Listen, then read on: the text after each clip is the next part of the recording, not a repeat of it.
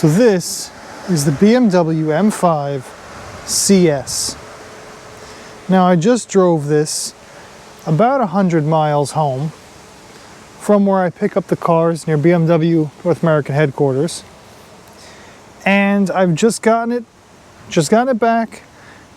And after my first drive with it, I am extremely impressed.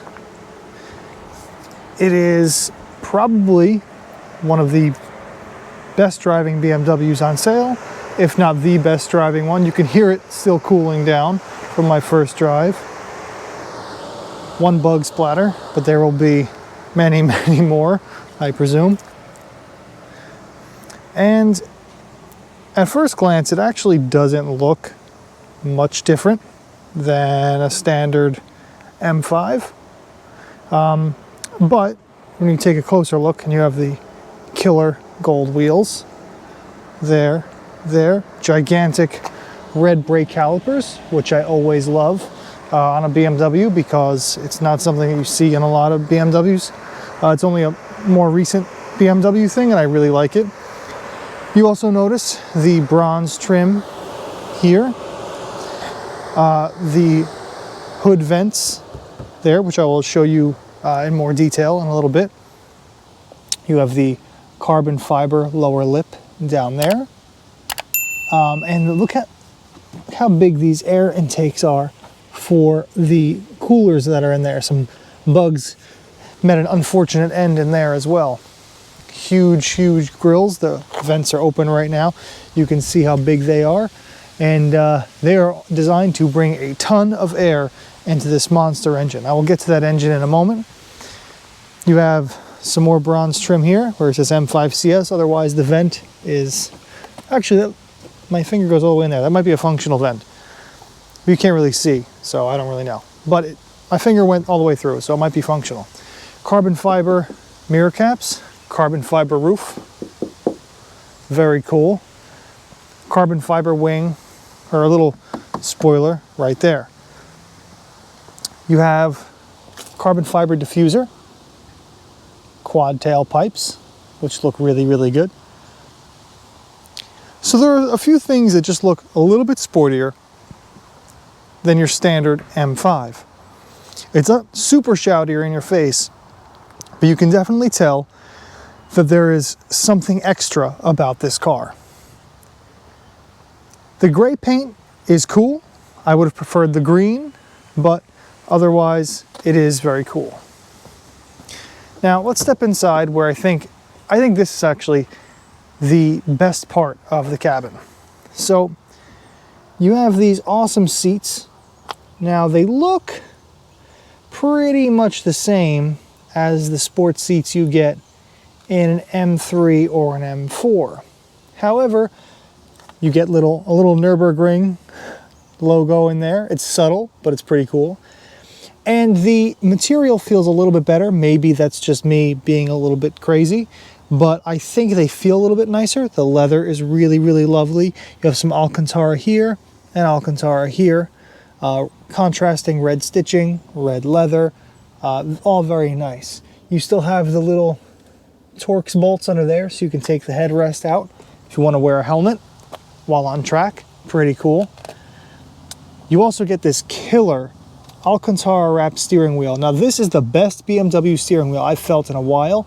It's thinner than most BMW steering wheels at the moment. The diameter is a little bit smaller than I remember being in an M5, but it's been a long time since I've driven the regular one, so I'm not 100% on that, but it definitely feels thinner than a lot of other BMWs, and the actual rim is thinner, which is a lot nicer to hold, and the Alcantara wrapped wheel feels really nice. It makes it feel special. I love the red stitching, the contrasting red stitching. It makes it feel very sporty, and then otherwise it's all very premium and very nice. Leather everywhere. The leather feels really good, high quality. You don't have contrast stitching up here, which is nice. Actually kind of cool that you have, well, it is contrast, but it's like gray up here, red down there. That's kind of cool.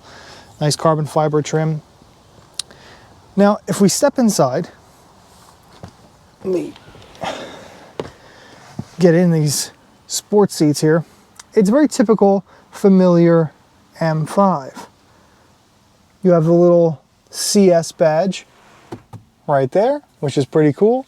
Red stitching as well. You have your typical M1 and M2 buttons. You have the carbon fiber paddles there and there, which are similar to the M3 and M4. Otherwise, it's pretty much familiar M5 stuff. However, the center console does not open. This is a fixed unit. You can't open this up, which seems a bit silly to me because I guess it's designed for weight savings, but how much the console's already here.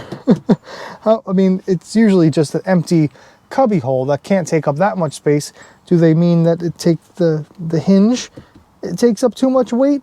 That seems kind of silly when the speaker grills are made out of metal and you have leather literally everywhere, all over the dash. Literally everywhere is covered in leather. And so that seems a little bit silly to remove the center console. Anyway, let's move on. In the back seat. This is probably the coolest back seat of any BMW ever made, because you get two racing buckets. Rather than a typical bench seat, you have two individual racing seats that are kind of sculpted into the rear here. You can see like the backs are kind of sculpted in there. Fixed headrests, little M stripes there. Again, you have the Nürburgring logo there. And honestly, it's the best seat in the house because you still get to sit in a sports seat, but you get awesome carbon fiber buckets to look at there and there. And you get to ride in the back seat while this monster does speeds that are simply just breathtaking. It is a remarkable machine. And the fact that you get to sit in sports seats like this in the back is just awesome. It really is pure theater, pure automotive theater, and it's just lovely. So I said I wanted to show you guys the engine. So here it is. Pull the hood lever twice, as with all BMWs. Lift up this awesome hood. Now remember those two scoops there.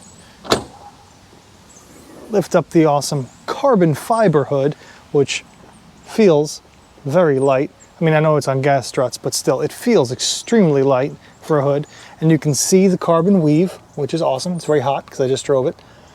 And then you get the M5 CS in it, which looks really, really cool. It's total show off to your friends type stuff, but it's awesome. It's a little obnoxious, but completely awesome. And as you can see here, those vents are functional. This is not, those vents are just not for show. They really are functional vents in the hood. 4.4 liter twin turbo V8, 626 horsepower and 553 pound-feet of torque. That's what BMW claims, and I'm telling you right now, it makes so much more power than that. I've driven the M5 several times before. This feels a lot faster. So just a quick overview of my thoughts on how it drives so far.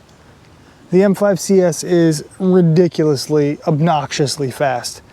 I don't know if on paper it's that much faster than a standard M5, but it feels a lot faster. Maybe it's the more explosive power. Maybe it's the fact that it's lighter than a standard M5 and actually has the best power to weight ratio of any BMW ever made. But it just feels so violent and explosive and raw. It feels so much more fun than a regular M5. The steering is so much better. You actually get quite a bit of communication through the wheel. It's really, really good. And it has that sort of brutal efficiency that the M3 competition has, where it feels like it's unstoppable, kind of almost Nissan GTR-like, which I mean as a compliment. It's just one of the most incredible things I've ever driven from BMW, and I've only spent like 2 hours with it. So I can't wait to really get it on some twisty roads and really have some fun and hopefully really get to test out its capability. So that's the M5 CS for now. Just a brief overview and walk around. It is an amazing car, and please stay tuned for more.